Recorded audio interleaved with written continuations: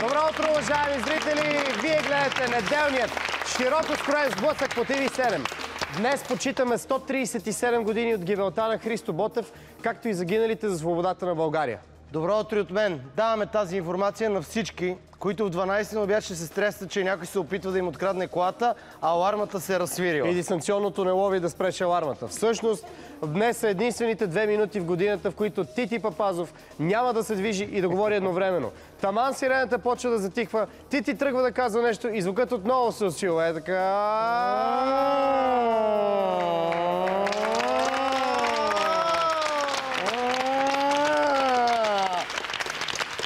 А това с сирената ме навежда на мисълта, че Христо Йолов със сигурност отново няма да оцели момента и ще седи неподвижен 5 минути след сирената. Какво да кажем? Той нали се не оцелва, Милия? Момента. Да. Какво да кажем? Да той приключи с кариерата. Да. Да.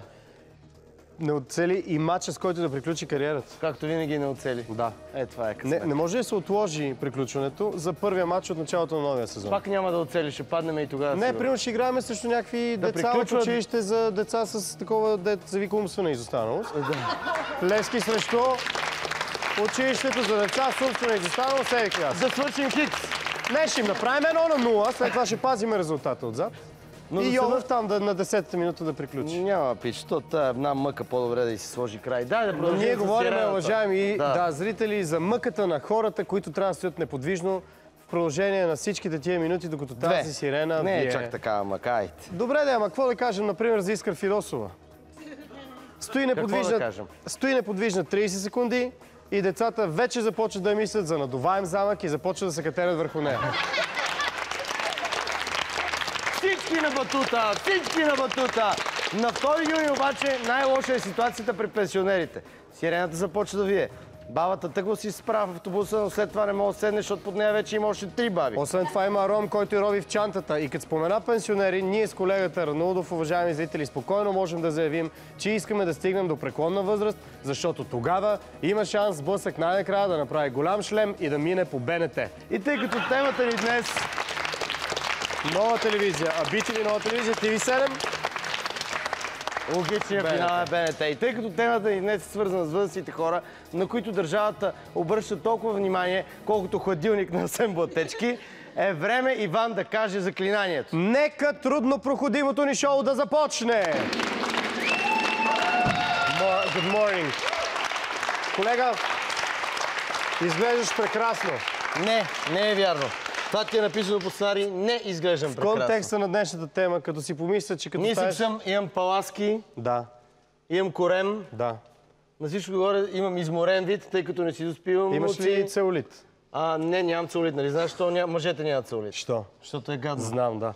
Но все пак наистина изглеждаш много добре, млад си. Като си представя, че като пенсионер ще приличаш на Хари Потър, който е на метадонова програма и ми се свива на сърцето. Не бързай с оценките, защото е твърде вероятно ти да си един от пенсионерите, които Марешки уважава най-много. Стига глупости! Нека събудим зрителите по-лежерно, като им кажем, че първият ни гост днес ще бъде естрадната легенда Панайот Панайотов. След разговора с него ще спорим за това дали България уважава своите пенсионери.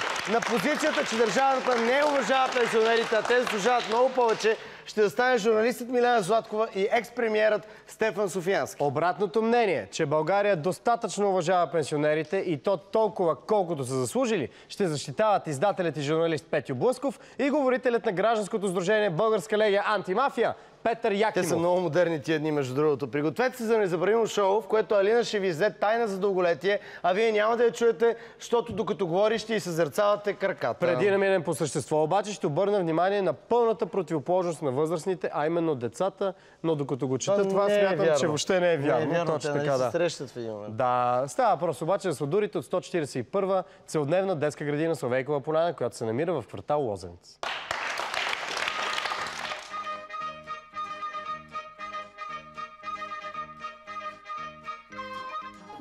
Да. Например, моята баба, която живее в Ямбол, си е получава доста парички, за не знам колко, ама да си купува 100 гоблена на една седмица. Да, понякога. Има пенсионери, защото някой им направил подарък, някой им направил партия изненада. Някои са щастливи, някои са нещастни. Защото си нямат си внуци, нямат си деца, нямат си къща, вода, храна. Баба ми е щастлива, че пече толкова пари и че аз съществувам. На мен дедо винаги ми се радва, защото съм хубав и добър. Да, трябва и на по-младите, защото моя баща е на 40, сега ще навърши 3. Като майките ни бащите ни остарят и трябва да се грижим за тях. Трябва да й помагаме за лекарствата, трябва да й помагаме за магазините. Ако те помогнат нещо да им купим, ние ще им купим каквото трябва. Да. Те като са болни, те не могат сами да се оправят. Трябва да й даваме лекарство. Защото не им даваме стехана от по-голяма болест, от обикновената болест. Ще се изведели коси. Кракичката ми косичка ще опада. Пенсионерите по принцип, ако са много възрастни, много възрастни, говоря за най-възрастните, ако ги душнеш, могат да паднат. Аз ще си седя вкъщи, ще си помагам самичка, може и някой да дойде да ми помогне и ще си живея с живота. Ще си стоиме, нашите деца ще ни помагат. Това бяха децата от 141 детска градина, които за разлика от баба и дядо носят пелени единствено след кошмари с Павел Чернев. Уважаеми зрители, от днес предаването Град на ангели, част от Терминал 7, започва инициативата Телевизия наистина за всички. Тоест ще има жестомимичен превод в ефир за хората с увреден слух. Сблъсък! След много години пауза също се включва. Скоро останалите предавания от Терминал 7 ще имат също жестомимичен превод, а освен това се надяваме цялата телевизия да се включи. А защо не и всички телевизии? Сега да се върнем към нашето предаване. На гости ще ни бъде един естраден певец, който през 70-те е пял на конкурси като Интерталант и Шлагер фестивал. А по-късно печели голямата награда Златен Орфей. Уважаеми зрители, да посрещнем с аплодисменти човекът, обърках се, без който нежното същество на шопкинята никога нямаше да бъде възпято. Панайот Панайотов!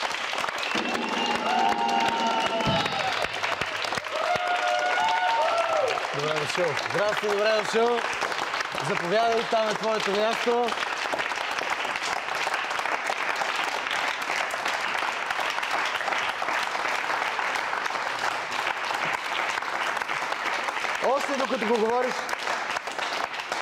Още докато го каза това нежното същество на шопкинята, и аз си мислех, че като си представиш нежно същество, последното, което си помислиш, шопкиня бе мен. Ема ето той ще ни каже отговора. Вярно ли е, че с песента Шопкиня всъщност си възпява любовта към своята съпруга или това са градски легенди? И едното е вярно, и другото е вярно. Кое? Дай сега едно по едно да ги изговорим тогава. Всичко, което е направено, не е случайно, както няма случайни работи изобщо. 50% направих песента, аз съм измислил. Да. 50% заради моята съпруга Емилия, която е шопкиня, и 50% заради градските легенди. Добре, коя е твоята... Искам да ви поздравя. Днеска сте избрали най-добрата публика. Поздравявам ви. Много си мил.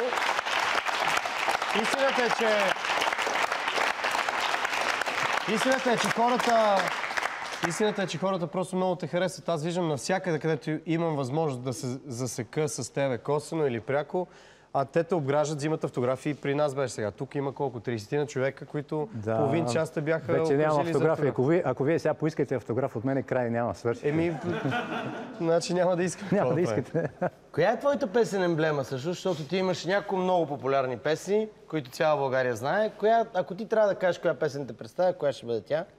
Безусловно, това е момчето, което говори с морето. Това е моята визитна картичка и моят прякор музикален.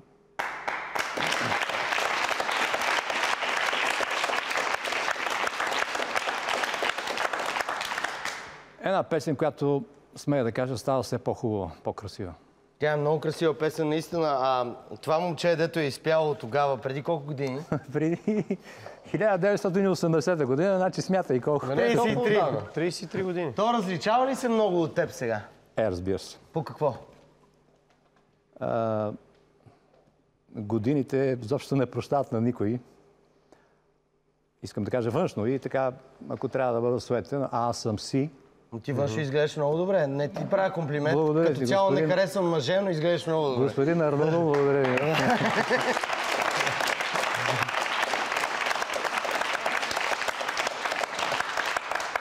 Различава се, защото тази песен е много голяма песен. Благодарение на Недялко Йорданов и Константин Ташев, светла му памет, тази песен влезе в душите на народа, на българския народ и ме направи безсмъртен. Има... Пак, има... Ще изчака малко да спрат да пляскат, за да си задам въпроса. Има много изпълнители, които в един момент даже намразват най-известната си песен, най-големия си хит. При тебе случай май не е такъв. Ти тази песен си я обичаш и уважаваш най-много, като че ли. Аз си я обичам, защото как може да намразиш себе си? Не ми е известно това нещо. Понякога така става, че заради една или две песни масовата публика не може да обръща внимание на цялото останало творчество на даден изпълнител. Когато искам да изпея нещо ново, всеки артист иска да представи новата си продукция и като попадна на някой купон, добър вече, сега ще ви изпея нещо ново и запяваме една-две песни, те сега почват така да си... Чакат си. Добре, ама айде изпей това. Дето ние го искаме. Оставихме те, нали, да потвориш малко, дай сега... Да. Колко пъти си изпял според теб тази песен? Андрей, ти колко косъма на главата си имаш? Ами не знам, обаче не намалява. Това е добрата новина. И аз не знам. Това е добрата новина. Съгласен ли с определението за теб шлагерен певец? И това хубаво определение ли е? Комплимент ли е? Или... Да. А защо няма вече такива, до такава степен няма такива шлагери, мелодични песни, които хората да запяват и да остават някакси вече? Защото хората забравят, че има такива песни. И виновни, като казвам вие, нямам предвид вие вас двамата, а тези, които правят музикалните програми по нашите национални телевизии. Тоест ти се включваш в коалицията на изпълнители, които твърдят, че не по най-правилния начин се ситуират И твоите песни не ги пускат по радиото за български песни? Аз съм номер 1 по непускани песни. Точно номер 1 съм. Не е така. Много изпълнители бяха на гости при нас и много хора се борят за това място номер 1 по непускани песни. Аз съм номер 1. Добре, защо така? Кажи, защо, примерно, Панайот Панайотов не може да се чуе толкова често по БГ Радио? Да не говорим, че май въобще не може да се чуе. Горе-долу си прав. Ако се чуе по БГ Радио, или момчето, което говори с морето, или Здравей, обич ме две песни. Оттам нататък все едно съм умрял. Но това не е беда. Бедата е, че другите радиостанции, да не говорим за телевизиите, се правят на завеяни. Тоест, исках да се довърши мисълта, ако тези песни, за които вие говорите, шлагерите български, а има и не български шлагери, които ние ги пеем на български език, ако тези песни се поднесат на нашата публика, ако тя си спомни, че ги има, тогава картинката ще бъде съвсем друга и нашия разговор с вас ще бъде много по-спокоен. Ние, тъй като сме големи фенове на вашето поколение и смятаме, че вие имате най-много фенове в България и продължавате да имате най-много фенове, водим този разговор често в различни предавания и хората от твоето поколение твърдят, че са по някакъв начин изолирани. И ти ли си на това мнение? Да, и аз съм на това мнение. Ама защо? Това е борба между генерациите или някакво съзнателно затваряне на някаква страница? Виж какво, аз много добре разбирам, че този въпрос, който ти трябва да го зададеш на други хора, го задаваш на мене, за да ме провокираш. Но нека да е така. Добре, кажи на кой трябва да го зададем. Българина се срамува, този, който прави музикалните предавания, българският редактор, се срамува от старите песни. Той не иска да има приемственост. Стари певци, нови певци. Това се отнася и за артисти, вероятно и за музиканти. Това се отнася за всички области, като че ли в живота на българина. Точно така. За съжаление, майче, така. Може би за водещите се отнася. Нямам точна представа. За водещите и аз не знам. Ако има тая приемственост, където съществува в много близки съседни нам държави, това нещо съществува. Приемственост. Босна и Херцеговина, Сърбия, Хърватска. Картинката е съвсем друга, на една крачка разстояние. Тоест, за да не бъда да не говоря много, новите радиостанциите една плеяда от нови певци, измислени, буквалната дума е измислени. С днешния ден започват да им се пускат техните песни, само те. Само техни песни, никакви други. Имаш ли смелост да кажеш имена на измислени певци? Не искам. Аз смелост не ми липсва. Обаче полемиката ще бъде много неочаквана. То може би не е възпитано. Все пак някой. Не ми е това целта. Аз благодаря, че вие ме уважихте. И сам сега съм За нас е удоволствие. Едно е, че е удоволствие за нас. Само не ме карайте сега да пея на живо, така да изтънарикам нещо, защото няма. Исках да кажа, че едно, че е удоволствие за нас да общуваме с по-възрастни, за да черпим опит. Второ, че се отваря ниша, така както ти описваш. Извинявай, че се прекъсвам. Като говорим и тия работи, хората ще станат с впечатление, че той е пенсиониран, той не може да пее. Ами аз винаги мога да го докажа това нещо. Като говоря, това мога да го докажа, ставам и изпявам. Сега не сме подготвени технически. Не сме, ама не разбирам защо би трябвало да останат с такова впечатление. Така е. Разговора, диалога понякога така се води. Махнете го той или тази махнете. Те не могат нищо да направят, да докажат. Те само говорят. А това, че медиите по някакъв начин са те изолирали, означава ли, че страдаш от липса на работа в този момент? Скачените съдове. По-рядко имаш участие. Доста по-рядко, да, верно е това нещо, да.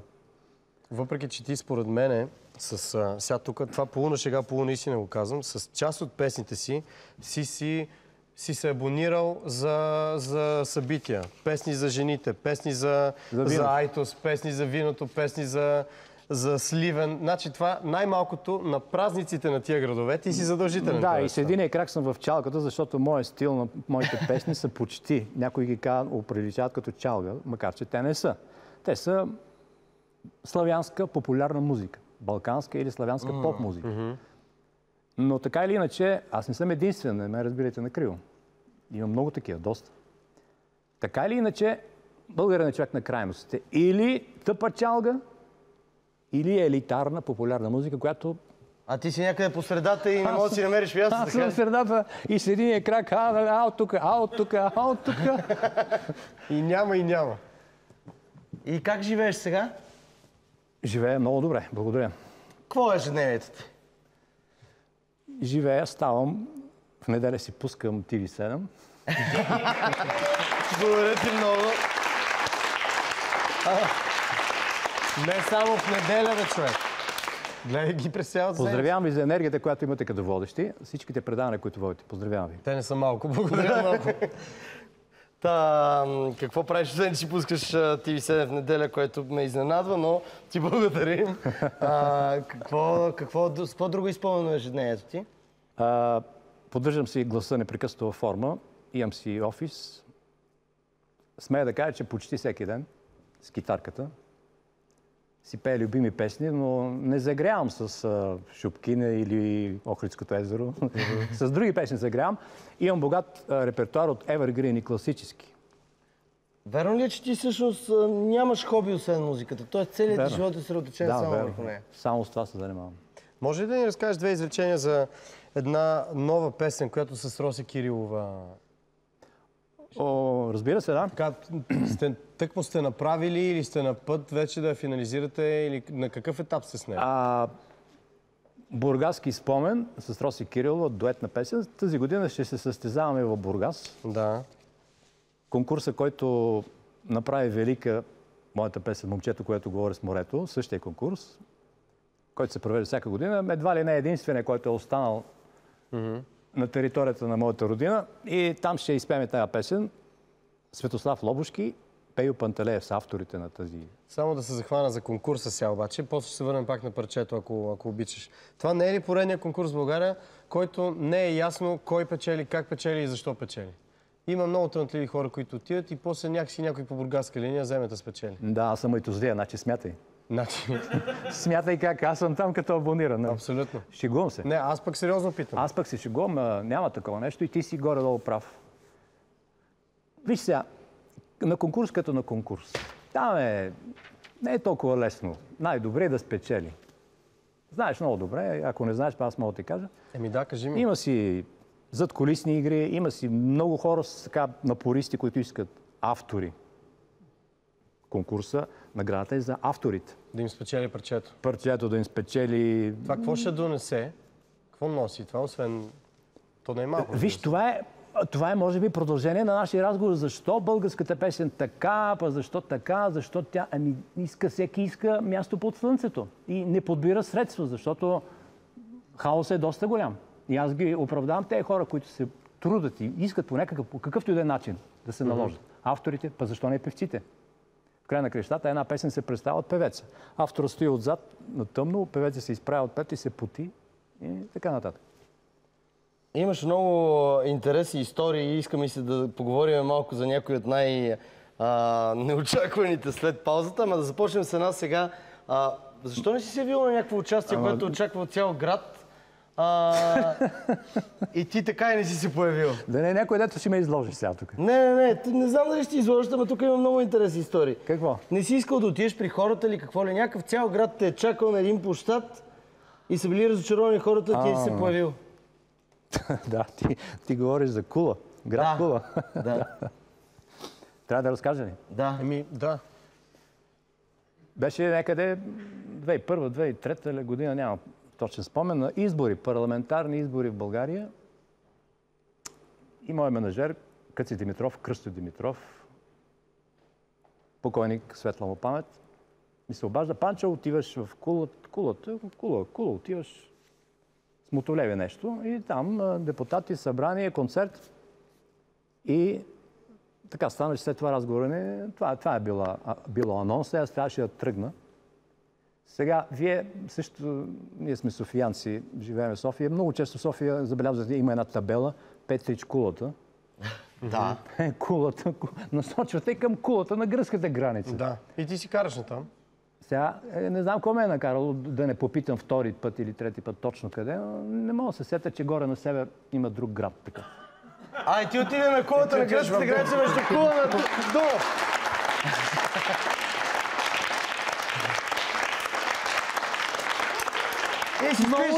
Много ви благодаря. И си стоиш на границата и си чакаш. И отивам, то е едно селце в Кулата там, ако се сещате. Да, сещаме се. Читалището ме посреща секретарката, тя ме позна. Господин Панатов, какво става? Нещо да не би концерт да имате тук? Казвам, как така да не би? Да, къде са хората? И след това, като ми каза, че няма да става нищо, звъня по телефона. Къци! Му звъня на Кръстю. Тук няма никой, бе. Какво правите вие? Как може? Аз, пристигам. Къде си ти, бе, Панчо? Викам на Кулата. Ще получа инфаркт. На град Кула, до Брегово, до Видин, Кула. И какво стана? Нищо. Какво стана? Той е на 600 км вече. Няма как. Няма на 450. Колата ми потегли от втора скорост, потегли изведнъж нагоре. Тръгна се стигнеш? Къде да стигна? Спрях се 100 метра и си казах, то е вече 6 часа. Да. Концерт е в 7 в град Кула до Видин. Никакъв шанс. Няма никакъв шанс. Как да стигна? Кажете ми. Правим пауза и продължаваме с историите след рекламите по TV7.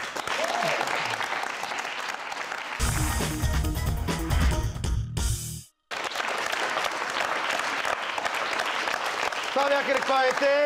Тук с компанията на естрадната легенда Панайот Панайотов и започнахме да си разказваме някакви истории. Една от тях беше доста забавна с попадането ти на другия край на България по грешка. Има нещо, което може би няма да е...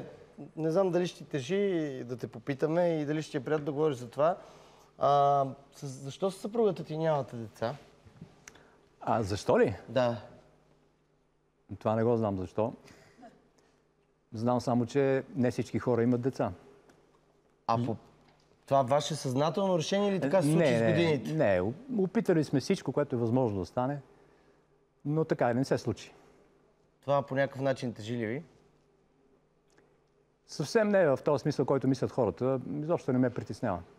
Не те питам дали те притеснява. Дали по някакъв начин ви е липсало и е било по някакъв... Може би в началото, ние сме женени вече 29 години, може би в началото малко, но с минаването на годините нещата придобиват съвсем друг вид.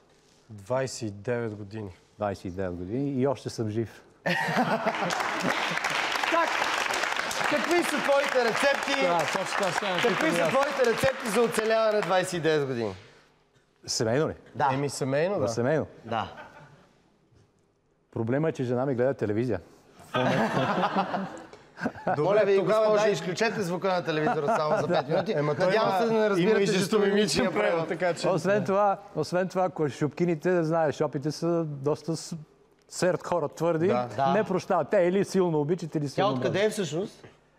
Тя е шопкина от София. От София. Тогава ни дай официалната версия, не неофициалната. Да. Въпреки, че А после официалната много е тихичко скучна. ни кажи неофициалната. Дай Ама по-нависоко. само ако ще ни кажеш, ще ми взаимно уважение, момчета, компромиси. В смисъл, ако ще е това, да зададем друг въпрос. Момчета, и до ден днешен не знам каква е рецептата, просто знам, че нещо се случва. Живееме си добре, тя ме търпи. Може би това е. Тя ме търпи. Ама ти труден. Да, Ти труден ли си? Ще изчакам да спрат да пляскат с раунда. Ти труден ли си за търпене? Труден съм. Защо? Много съм Коя ти е най-кривата черта? Суетен съм, сприхав съм много. Аз съм заоделовен. Свикнал съм сам всичко да преодолявам. Тя иска да ми помогне, а Овена понякога не може да разбере, че хората, най-близките му хора искат да му помогнат. Той мисли, че те искат да му попречат. Това е голям проблем при Овена, при зодията. И сега с годините може би съм преодолял това нещо и вече съм по-кротък, по-смирен съм. Не знам. Асцендентът ти какъв е? Ние сме астролози. Само не знам дали. Овен, нали човек има две зодии. Зодията му, която е в твой случай Овен, и човек има Асцендент. асцендент. Асцендент, това китайския календар ли? Не, това е изгряващия знак. Това е според месеца и деня, в който си се родил, часа по някакъв начин определя втората ти зодия. Ще ви платя. Направете ми го сега. Ами не! Добре. По нашия край така каза, ще ви платя. Добре, кажи кога, коя... Колко часа си родени и сега ще ни кажат. Ще ти кажем какъв ти е асцендент. 14 часа след обед. На дата, само да кажа, 28 март. Нали така? 1900 Това няма значение. Това няма значение. А ти също притесняваш ли да кажеш коя точно година? годината. Да. Нали кажа, че си суетен? И да, ама тук това не ме притеснява. Значи мога да го кажа. Разбира се, говори. 71.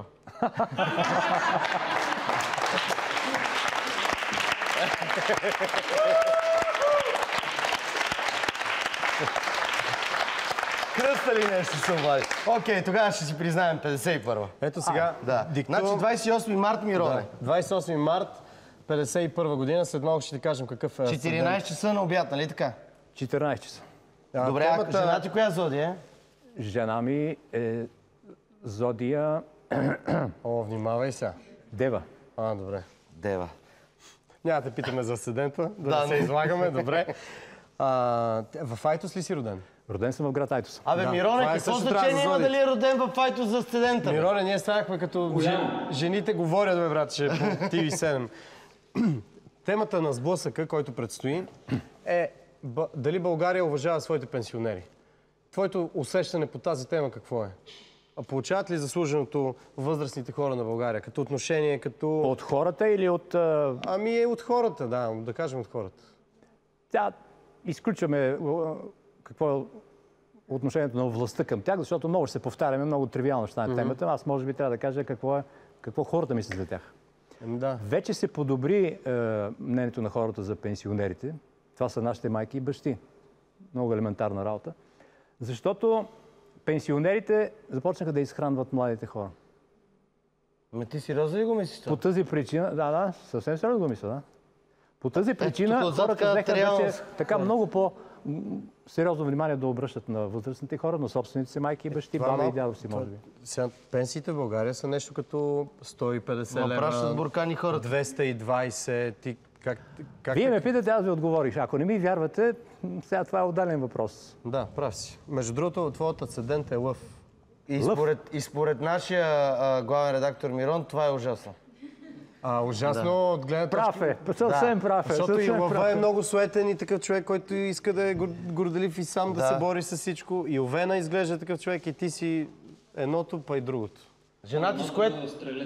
Кое му е в стрелец, бе, Мироне? Ти... Абе, Мироне, ти не си обърнал резбата, бе. Значи, едно нещо, поне от нашия разговор днес, да се чувстваш обогатен, че имаш асцендент лъв и че луната ти е в стрелец. Луната ми е стрелец. Какво беше най-трудно от характера ти да свикне жена ти с суетата ли? Не, с това, че много бързо вземам решение и искам сам да ги взимам, не искам помощ. Виж, Това много тежи на другите хора, близките хора, които те обичат. Да, има. То зависи какъв човек си. Ето, той обича, примерно, да се съветва с близките си хора. Аз обичам абсолютно да Аз също. Аз искам, сам си взимам решение, сам греша, сам правя ужасни грешки. Да, точно и като така. ги направя грешките... Ама си ги направил ти. Например, подписвам един договор. Без да споделя с най-близките хора какъв е този договор. Заробващ. С една импресарска агенция. След като го подписах, неустойката е 50 000 евро. Като го подписах, отидох, казах на нашите хора, на близките си хора. И тя ме питат, защо не каза предварително? Кажи ми, обясни ми. Това на жена ти ли? Защо не каза? Защото какво да обясняваш на жена ти? И аз не мога да я ти. обясна. Да. Аз казвам, аз решавам, аз съм мъжа вкъщи.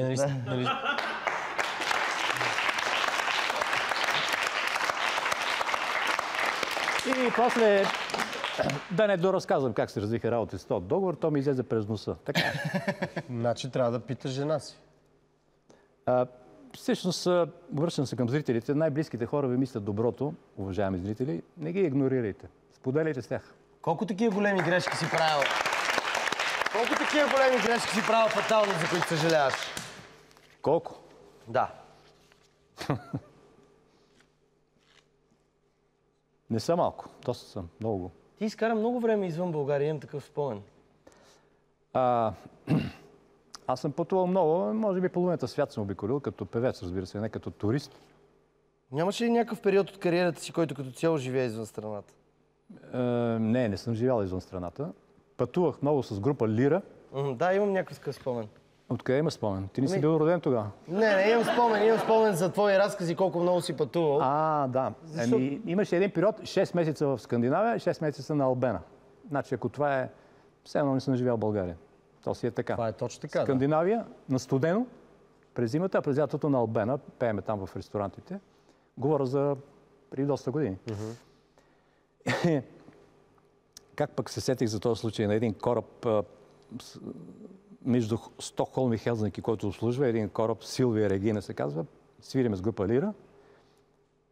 И ви казвам, такова вълнение не съм виждал. Корабът е голям, може би колкото 8-етажна сграда. И изведнъж, като започне едно вълнение, и вътре така, ужасно. Всички хора прежълтяха и се фанаха с стомасите. Стана мазало. Разбирате ми какво искам да ви кажа? Да, виждал съм го без да е на кораб, на парти, в къщи. Ужасно, но не ти препоръчвам на кораб да го видиш това нещо. Колкото е голям кораба, толкова е коварно това вълнение. И собственика на ресторанта, ние бяхме 6 човека с секстет, 3-мата излязаха от строя. Поради тая причина. Собственика не ни съжали. И казва, господа, извика нашия диригент, Веско, и му казва, господа, аз ви плащам не да повръщате, да свирите и да пеете. Там, отидам. Сега, от коя дата започва фестивалът Бургас и морето, на който с Роси Кирилова ще отидете? Мисля, че от 3 август започва. Не знам точно, всяка година го менят в различен период започва. Надявам се до 3 август. И надявам се да има хубави песни. Нашата песен е страхотна, много е шлагерна. Не ме карате да пея тук. Не, няма да те караме. Няма, ти вече ни кажа, че не искаш да Щяхме пееш. да ще накараме да те помолим някакси да се извиниш от наше име на Роси Кирилова, която искахме също да поканим, за да участвате двамата. Нещо ни е сърдите, нещо сме обидили. Ние с нашия деликатен хумор по някой път обиждаме. С някоя от хилядите глупости, които сме казали, сигурно сме засегнали тази дама. Не знам това нещо. Тя има юбилей тази година и си прави някакви програми. Вероятно това не мога да ви кажа точно. Да. Просто ако като виждаш, може няма проблеми. Че е малко най-искрените ни извинения. Няма проблеми. за нещо, Следващия което път, някакси може ако би ни сме поканите, двамата ще гостуваме. Чудесно, много се радваме. Значи след фестивала на есен да се видим отново, да видим как е минало. Ще се видим. Много ти благодарим за гостуването. Беше много приятно да си наш гост. Пожелаваме ти успех. Благодаря. А сега, след като изпратихме нашия гост, е време да се насочим към спора във втората част. Преди да зачекнем спора за това дали държавата се грижи за пенсионерите, нека да видим какво е мнението по темата на интелектуалеца Недялко М. Цанев. Интелектуалецът Недялко М. Цанев беше силно обезпокоен. Той дължеше на мутрите 250 000 лева, или поне те така твърдяха, но той пък не смееше да им възрази. Иначе Недялко не беше сигурен дали изобщо през живота си сумарно е изкарал толкова пари. Цанев трескаво мислеше и вървеше по улиците без да гледа. Изведнъж усети, че нещо не е наред и се сепна. О, ужас! Недялко беше попаднал в градинката пред Централна баня. Място, което той никога не посещаваше, защото е обитавано от агресивни пенсионери, токсични клошари и мургави същества, за които не можеше да се разбере дали имат кир или етнически тен. Колко ужасно, че такава красива част на София е инфектирана от зомбита, помисли си интелектуалецът. Той започна да отстъпва назад, защото е опасно да обръщаш гръб на градинката пред банята, с намерението да се измъкне. Само че настъпи пенсионерка с 2 туби вода. Любима! Къде ходиш, бе, маскара? Съжалявам, не ви видях. Непоправимото стана. Всички твари в градинката впериха очите си в Недялко. Първи се провикна някакъв субект, който беше 1,90 м на 30 кила, но носеше 10 турби. Те е срам! Женицата е дам крета с тия 100-литрови туби, а тя преби! Няма да се оправи тази държава! Вашата майка! Защо няма вече лагери? Само Волен ще ви оправи! На сапун! Я не викай такива работи, бе, педерасист! Волен ли ще ви оправи или не го оправиха? Къде са ми 500 лева пенсия? Всички политици обскравена! Окрадоха държавата! Нервите на Недялко не издържаха. О, я стига! Вие къде бяхте? Оставихте се да ви откраднат пенсионните фондове. Оставихте си децата да избягат чужбина. Оставяте се всеки път да ви лъжат и да гласувате за едни и същи мародери. Къде бяхте, питам? За вода ли? А ти къде беше, бе, Чичо? Цанев нямаше отговор на този въпрос, но знаеше, че точно сега е добре да бъде другаде и си плю на петите преди да го набият.